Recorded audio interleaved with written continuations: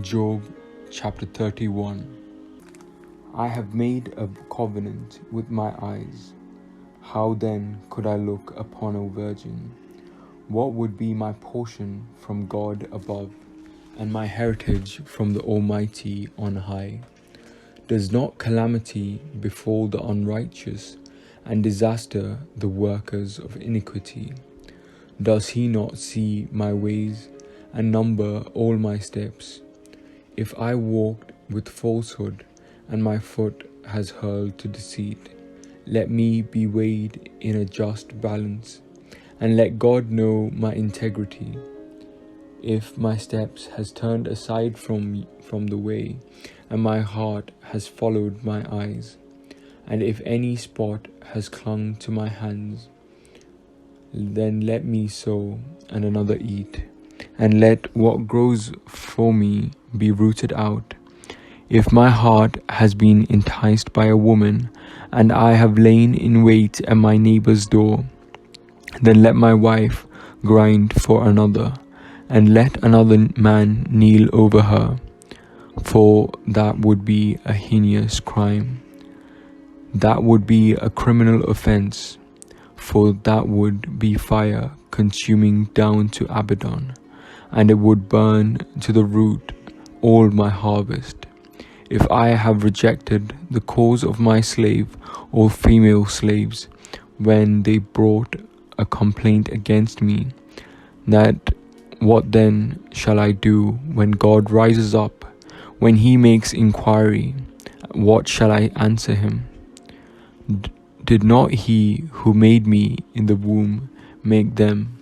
And did not one fashion us in the womb?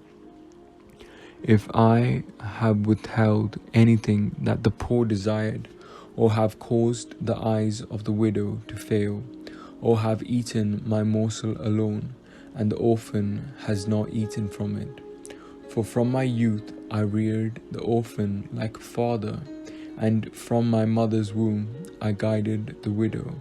If I have seen anyone perish from lack of clothing, or a poor person without covering, whose loins have not blessed me, and who was not warmed with the fleece of my sheep, if I have raised my hand against the orphan, because I saw I had supporters at the gate, then let my shoulder blade fall from my shoulder, and let my arm be broken from its socket. For I was in terror of calamity from God, and I could not have faced his majesty.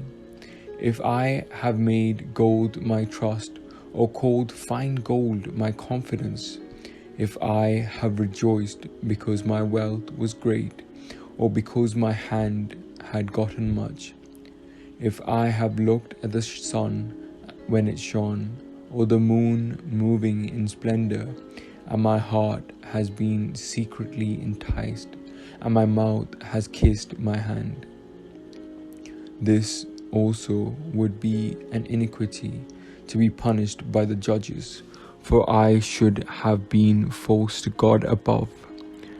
If I have rejoiced at the ruin of those who hated me, or exulted when evil overtook them, I have not let my mouth sin by asking for their lives with a curse.